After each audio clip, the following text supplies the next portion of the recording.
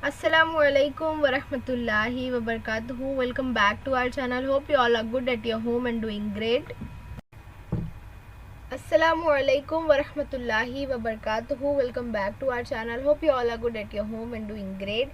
आज जो है हम लोग देखने वाले हैं क्लास 10th का पॉलिटिक्स का 4th चैप्टर का क्वेश्चन आंसर्स। और इससे पहले मैं आपको बताना चाहूँगी कि हिस्ट्री का और पॉलिटिक्स का जो 2020-21 का पोर्शन है वो जो है वो कंप्लीट हो चुका है with explanation and question answers. तो अगर आपको वो देखना है या पढ़ना है तो आप ऊपर आई बटन पर क्लिक कर सकते हैं, वहाँ से आपको लिंक मिल जाएगी या फिर डिस्क्रिप्शन बॉक्स में भी आपको लिंक मिल जाएगी। तो चलिए हम जो है वो 4th चैप्टर के क्वेश्चन आंसर्स देखते हैं।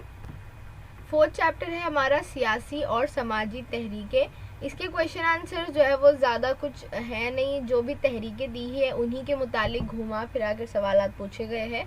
सबसे पहले है जेल में से मुनासिब मुतबादिल चुनकर बयान को मुकम्मल कीजिए। पहला है किसानों की तहरीक का सबसे अहम मुतालबा डैश है।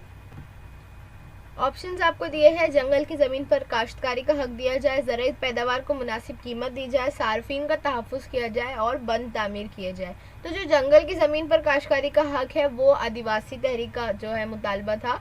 सार्फिन का तहफ़्फ़ुज़ सार्फिन तहरीक का है और बंद तामीर किए जाए ये जो है वो माहौलियाती तहरीक का मुतालबा है। यानी हमको जो है वो आंसर होगा ज़राई पैदावार को मुनासिब कीमत दी जाए। किसान तहरीक का अहम मुतालबा था कि ज़राई पैदावार को मुनासिब कीमत दी जाए। सेकंड है ज़राई पैदावार बढ़ाने और अनाज के मामले में खुद कफील होने के लिए डैश लाया गया। तो जब बात आती है फसल के लिहाज से जो है वो कौन सी जो है तब्दीली लाई गई, इंकलाब लाया गया, तो वो होगा सब्ज़ इंकलाब।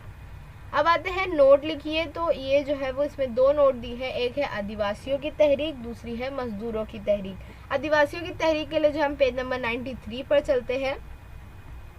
पेज नंबर 93 पर आपको जो है वो नीचे एक साइड हेडिंग मिलेगी भारत की अहम तहरीकें। उसमें फर्स्ट साइड हेडिंग है आदिवासी तहरीक। उसकी फर्स्ट लाइन से जो है हम अपना आंसर स्टार्ट करेंगे और जो है वो पूरा एंड तक आदिवासियों के अहम मुतालबात है, यहाँ तक जो है वो हमारा आंसर होगा। इसमें हमने आदिवासी तहरीक की हिस्ट्री बताई, इसमें हमने बताया आदिवासी तहरीक का मसला क्या था और आदिवासी तहरीक ने जो है वो किस तरह से जो है वो बगावत की थी।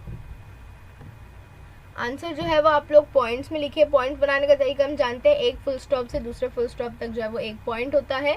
अगर सेंटेंस आपका एक फुल स्टॉप से दूसरे फुल स्टॉप के बीच में सेंटेंस छोटा है तो आप लोग उसे पॉइंट ना बनाते हुए कंटिन्यू करेंगे, लेकिन अपना आंसर जो है वो हमेशा पॉइंट्स में ही लिखेंगे आप लोग, उसमें मार्क्स देना आसान होता है। उसके बाद दूसरा हमारा जो नोट है वो है मजदूरों की तहरीक। इसके लिए हम पेज नंबर 94 पर आएंगे। 94 पर जो है वो आपको एक बॉक्स दिया गया है, उसके नीचे साइड हेडिंग है मजदूर तहरीक। इसका जो है वो हम लोग सेकंड पैराग्राफ में आएंगे। फर्स्ट पैराग्राफ में जो है वो उसका पस मंज़र बयान किया गया है तो उसका आपको इतनी ज़रूरत नहीं है। सेकंड पैराग्राफ में आएंगे, आज़ादी के बाद मजदूरों की तहरीक ज़्यादा मुअस्सिर ढंग से काम करने लगी, वहाँ से लेकर पैराग्राफ एंड माहौल वगैरह आज की मजदूर तहरीक के मसाइल है। ये जो है हमारा नोट का आंसर होगा।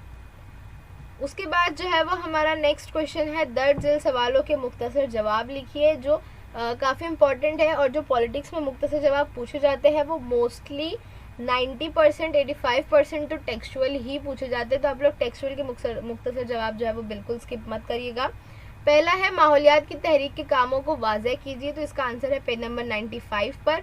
ऊपर आपको जो है वो साइड हेडिंग मिलेगी माहौलियाती तहरीक। उसमें भी जो है पहला जो पैराग्राफ है उसमें कुछ इंट्रोडक्शन और पस मंज़र ही दिया गया है, तो हम सेकंड पैराग्राफ लिखेंगे, भारत में माहौलियात के मुख्तलिफ मौज़ूआत को तरजीह देते हुए कई तहरीकें जारी है। और फिर जो है वो हम बताएंगे हयातियाती तनों का तहफ़्फ़ुज़, पानी के मुख्तलिफ मंबों का तहफ़्फ़ुज़, जंगलाती गिलाफ, दरिया की आलूदगी, सब्ज़ पट्टे का तहफ़्फ़ुज़, कीमियाई मादों का इस्तेमाल और उनके ख़राब असरात वगैरह मसाइल की यकसुई के लिए तहरीकें जारी है। आप लोग पॉइंट्स ना बनाते हुए इसको इस तरह भी लिख सकते हैं कि भारत में मुख्तलिफ मौज़ूआत को माहौलियात के लिए तरजीह दी जा रही है, और फिर आप ऐसा लिख सकते हैं कि उनमें से जो है वो कुछ मौज़ूआत दर्ज झेल है, और फिर जितने भी मौज़ूआत है उसको नंबर्स डाल के लिख सकते हैं। तो आपका आंसर थोड़ा सा लंबा दिखेगा, आप लोग दोनों तरीके से प्रेजेंट कर सकते हैं।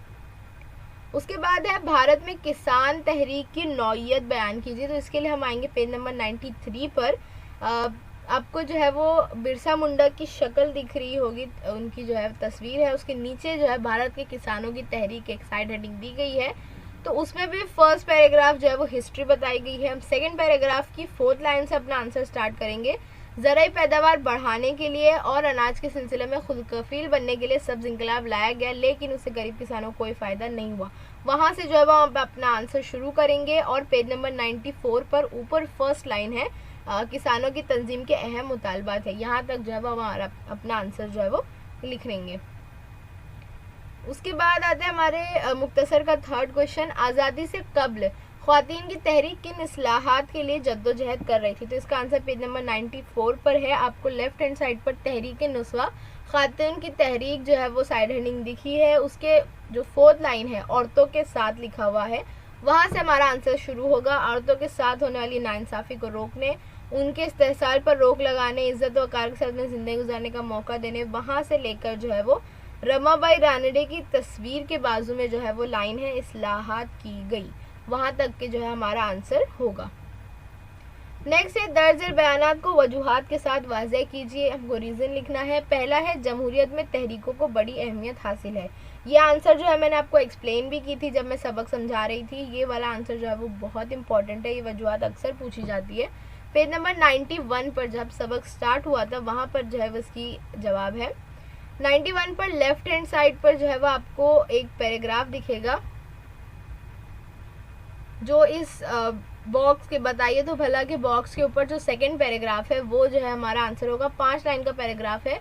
जमहूरियत में तहरीकों को बड़ी अहमियत हासिल है। तहरीक के ज़रिए मुख्तलिफ अवामी मसाइल ज़ेरे बहस आते हैं। हुकूमत को उन मसले पर तवज्जो देना पड़ती है।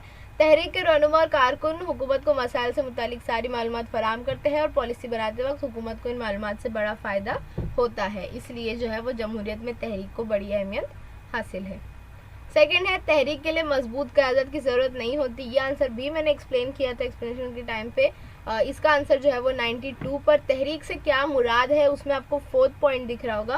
तहरीक के लिए कोई कायद होता है। अब यहाँ पर जो सवाल टेक्स्ट बुक में छपा है उसमें थोड़ी सी मिस्टेक हो गई है। इन लोगों ने जो है वो बोला है कि तहरीक के लिए मजबूत क़यादत की ज़रूरत नहीं होती। ये जुमला गलत है। तहरीक के लिए मजबूत क़यादत की ज़रूरत होती है। तो आप लोग जो है वह करेक्ट कर देंगे और इसका आंसर जो है वो तहरीक से क्या मुराद उसमें जो है 4th पॉइंट है। तहरीक के लिए कोई कायद होता है। क़यादत की वजह से तहरीक फाल रहती है। तहरीक के मकसद प्रोग्राम और एहतजाज की तैयारी के सिलसिले में फ़ैसले किए जा सकते हैं। मजबूत क़यादत हो तो तहरीक नतीजा खेज साबित होती है। लास्ट हमारा क्वेश्चन है सार्फिन की तहरीक वजूद में आई। तो क्यों वजूद में आई? पेज नंबर 95 पर आपको नीचे जो है वो सार्फिन की तहरीक साइड हेडिंग दी गई है। तो ये जो हम पूरा लिखेंगे। 1986 में तहफ़्फ़ुज़ सार्फिन कानून वज़ा किया गया। यहाँ से लेकर इस किस्म की धोखेबाजी से ग्राहकों को महफूज रखने के लिए सार्फिन की तहरीक वजूद में आई। तो यहाँ जो हमारा क्वेश्चन आंसर ख़त्म होता है। पॉलिटिक्स का पोर्शन भी ख़त्म होता है 2020-21 के लिए। 5th चैप्टर जो है वो कट कर दिया गया है इस साल के लिए। सो अगर आप लोगों को कोई कन्फ्यूजन है तो नीचे कमेंट करिए। And if you like the video please share with your friends and classmate. Thank you for watching. Bye bye.